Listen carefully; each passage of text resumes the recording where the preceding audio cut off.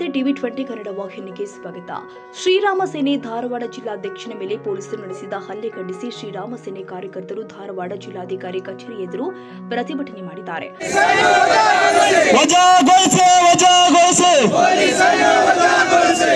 ಜಿಲ್ಲಾಧ್ಯಕ್ಷರ ಮೇಲೆ ಹಲ್ಲೆ ಮಾಡಿದ ಪೊಲೀಸ್ ಪೇದೆಗೆ, ಹಂತಕ ಮಾಡಿದ ಪೊಲೀಸ್ ಪೇದೆಗೆ ಬಲೋ ಭಾರತ್ ಮತಾಕ್ಕೆ, ಬಲೋ ಭಾರತ್ ಮತಾಕ್ಕೆ.